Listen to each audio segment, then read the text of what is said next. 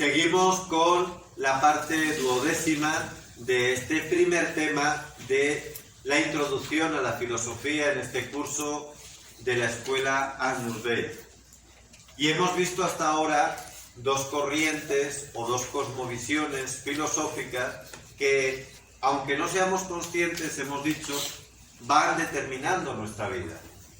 Que puede ser una, la creacionista, que no excluye la evolución de la parte corporal. Cuando hablo creacionista, no piensen en el fundamentalismo evangélico norteamericano que niega la posibilidad de la evolución corporal, cuidado, sino simplemente creación en cuanto que Dios es el autor de la realidad y ha marcado esa realidad con unos fines y con unas causas. Y repito, al menos yo, junto con la mayor parte de la Iglesia, admito la evolución de la parte corporal, mas no del alma, que es dada directamente por Dios y que es el origen de todas las operaciones espirituales, que sí tienen una naturaleza específicamente espiritual. No es meramente la evolución de una materia que se va haciendo cada vez más compleja. Y en este sentido, conviene que aclaremos que no es lo mismo pensar o razonar que analizar. No es lo mismo.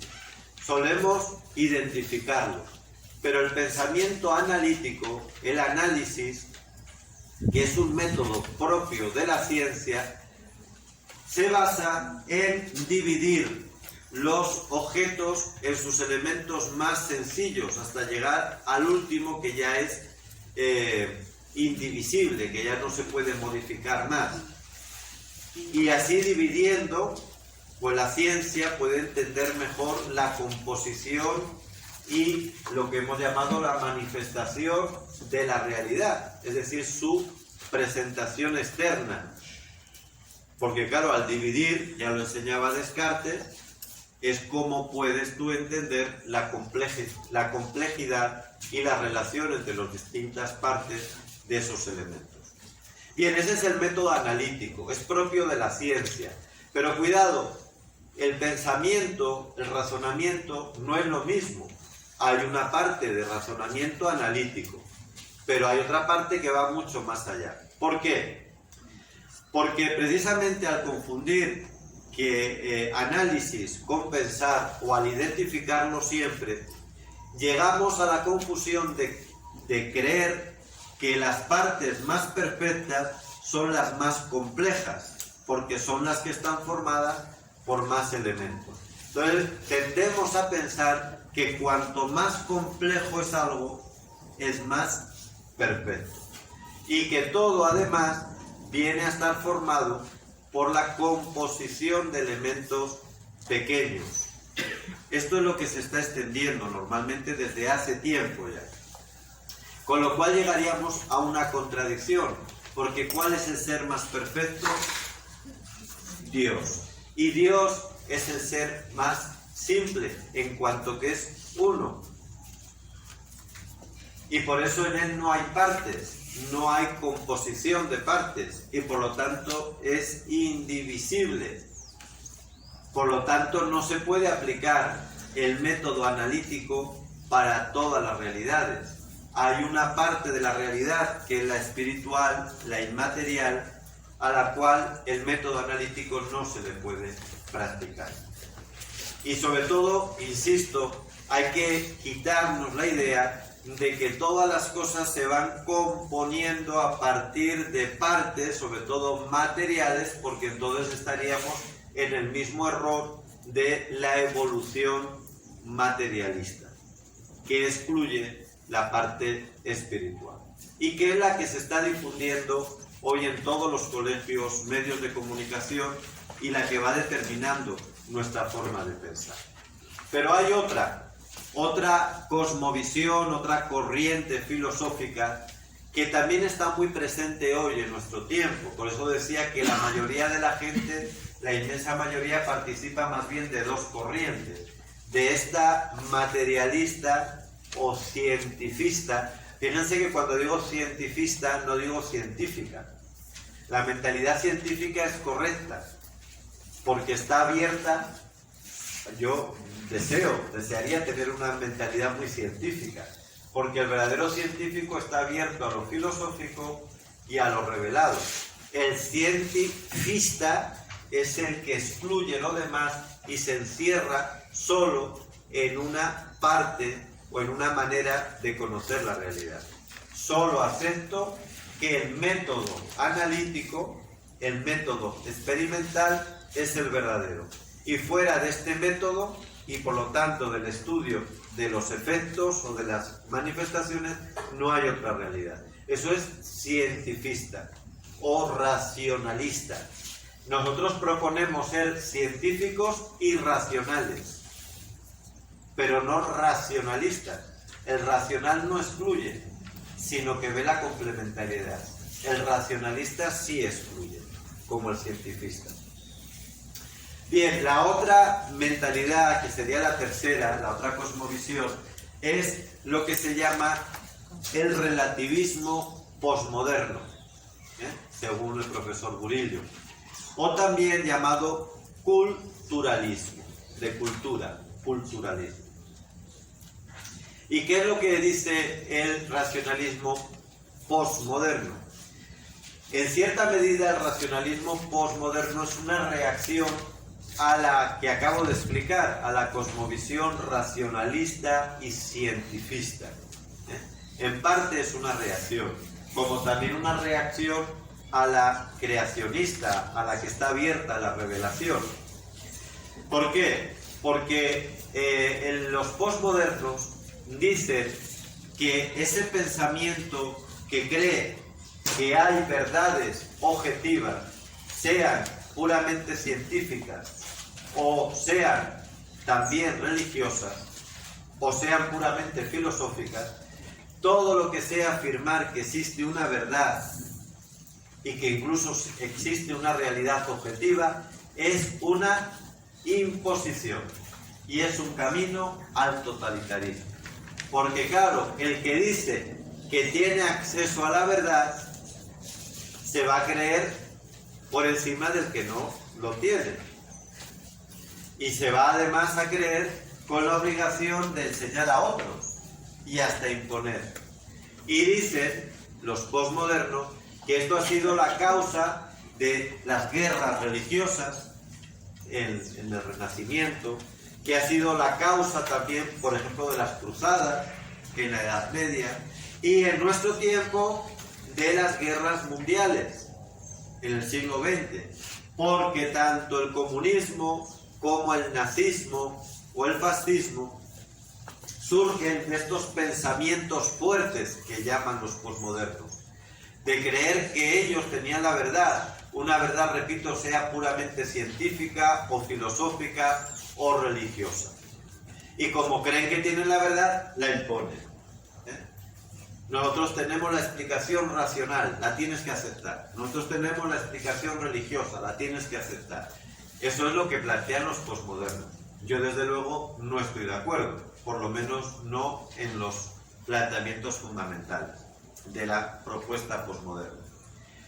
Filósofos como Habermas, Bátimo, pues han planteado estas cuestiones. Y hoy, de alguna manera, convive esta cosmovisión con la otra del materialismo cientifista o evolucionista. ¿En qué sentido convive? Pues que hoy es verdad que la mayoría de las personas, a la vez que aceptan que todo viene de la materia, también aceptan que no existe una verdad objetiva. Cuando decimos, mira, eso es lo que tú crees, pero yo creo otra cosa.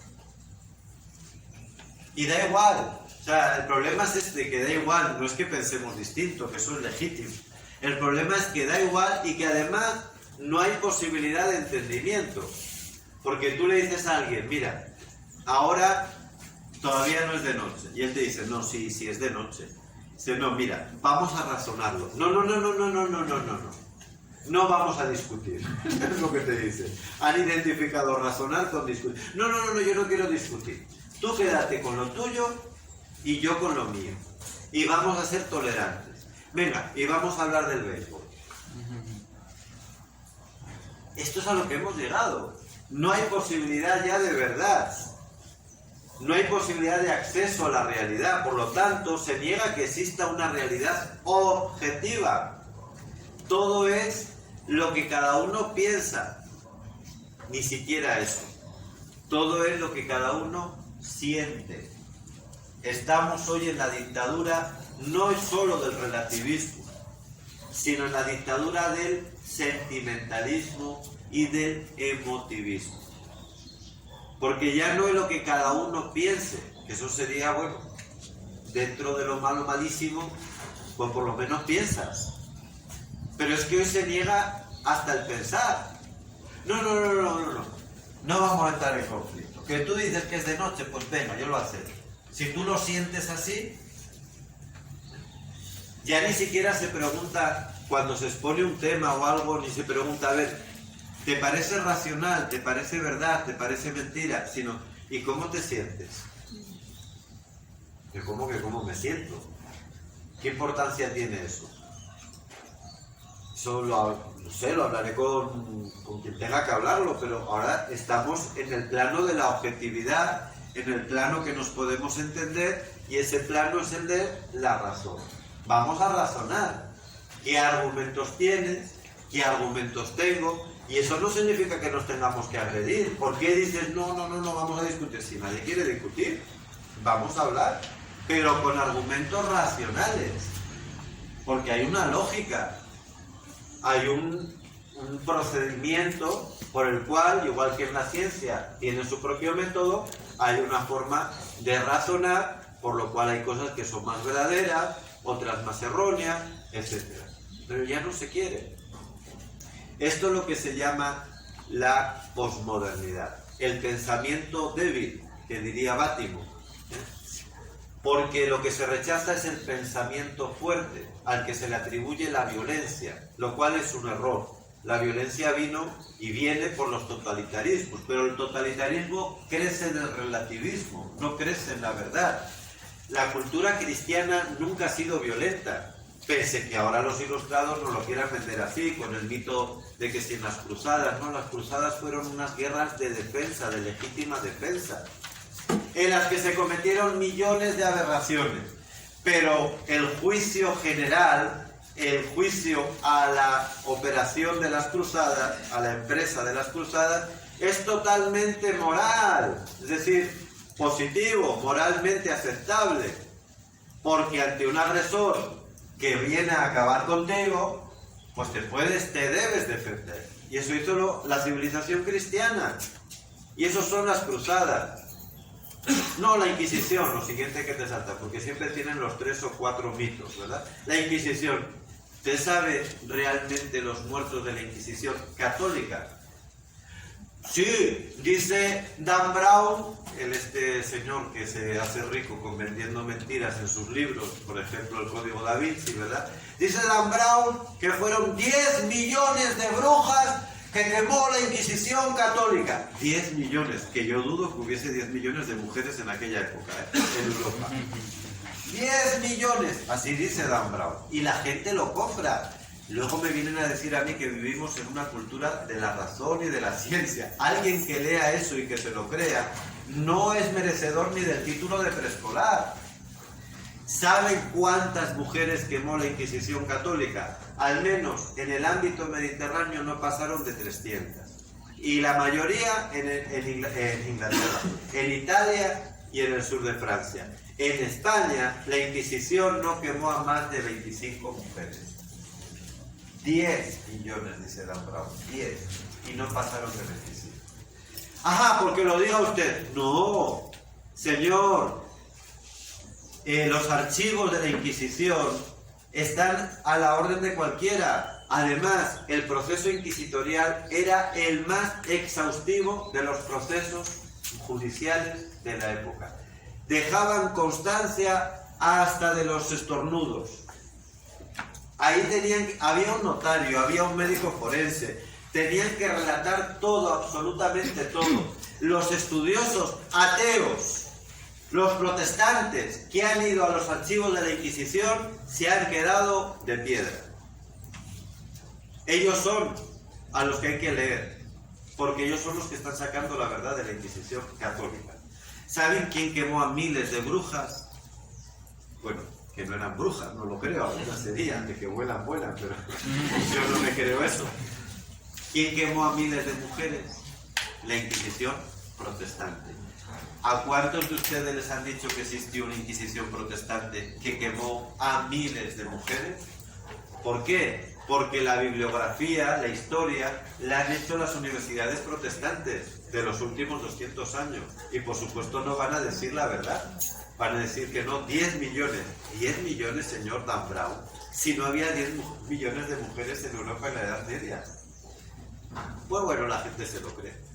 Y lo compra, y lo repite. A repetir como lorito. Bueno, pues vamos al siguiente tema y dejamos este aquí.